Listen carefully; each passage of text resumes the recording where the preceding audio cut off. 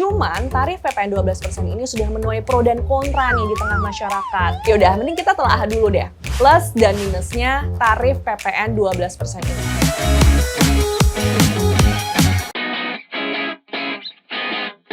Hai, Cuanomics di sini. Apa kabarnya di sana? Nah, akhirnya ya resmi sudah ini tarif pajak pertambahan nilai atau PPN naik menjadi 12% mulai Januari 2025 sesuai dengan Undang-Undang Nomor 7 Tahun 2021 tentang harmonisasi peraturan perpajakan.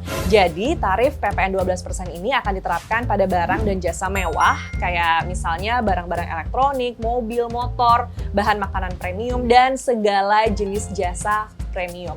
Cuman tarif PPN 12% ini sudah menuai pro dan kontra nih di tengah masyarakat. Bahkan muncul yang namanya gerakan untuk menolak PPN 12% dan itu tuh ramai di media sosial. Bahkan lagi nih ya, ada juga yang namanya petisi online yang meminta pemerintah untuk membatalkan tarif PPN 12% ini.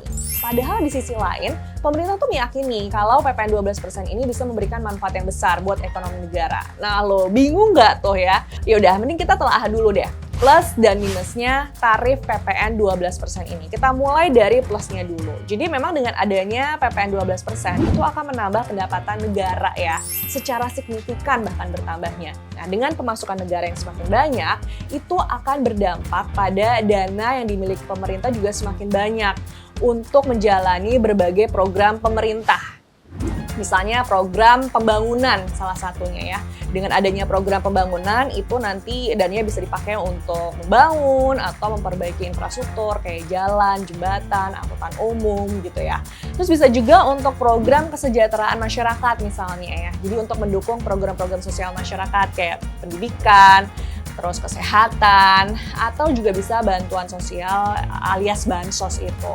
Cuman ya gitu, asal dananya memang digunakan sesuai dengan tujuannya dan gak dikorupsi, ya pasti aja sih masyarakat bisa gitu merasakan manfaatnya secara langsung. Kemudian pendapatan yang bertambah dari tarif PPN 12% ini akan mengurangi defisit anggaran pendapatan dan belanja negara atau APBN. Jadi total belanja negara di tahun 2025 itu akan mencapai 3.600 triliun rupiah. Sementara defisit APBN 2025 ditetapkan sebesar 2,53% dari produk domestik bruto atau PDB yang sama saja sebesar 616 triliun rupiah.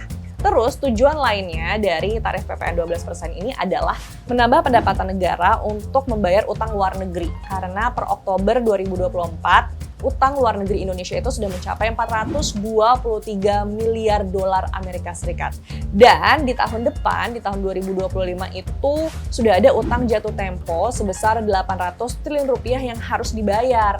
Makanya dengan tarif PPN yang baru ini diharapkan bisa menambah pendapatan negara untuk membayar semua utang luar negeri sekaligus mengurangi ketergantungan kita sama utang luar negeri juga. Oke, itu plusnya. Nah, kalau minusnya, tahu sendiri dong, PPN 12% itu akan menaikkan harga sejumlah barang yang termasuk kategori mewah, kayak misalnya barang elektronik. Jadi kalau contohnya nih, kita mau beli handphone, harganya 5 juta rupiah nih untuk harga handphonenya. Tapi karena ada PPN 12%, akhirnya ada penambahan 600 ribu rupiah. Dengan kata lain, uang yang harus kita keluarkan untuk membeli handphone tersebut menjadi 5,6 juta rupiah. Jadi semakin banyak deh tuh ya pengeluaran yang harus kita lakukan untuk membeli barang yang kita inginkan atau kita butuhkan gitu ya.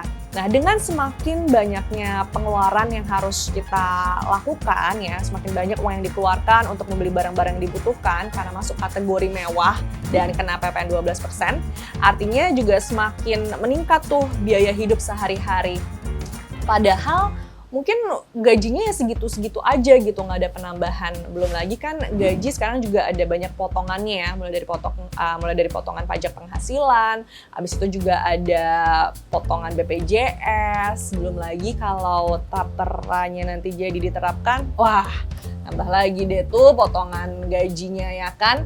Nah, di sisi lain nih, ketika pendapatannya cuma segitu-segitu aja, tapi biaya hidupnya semakin meningkat, nah lo tahu dong apa yang akan terjadi? Ya, apalagi kalau bukan daya belinya akan semakin melemah, saudara-saudara, ya kan? Nah, ketika daya belinya melemah, tapi tahu sendiri sekarang urusan kelas menengah yang turun kasta aja masih belum selesai-selesai kan ya.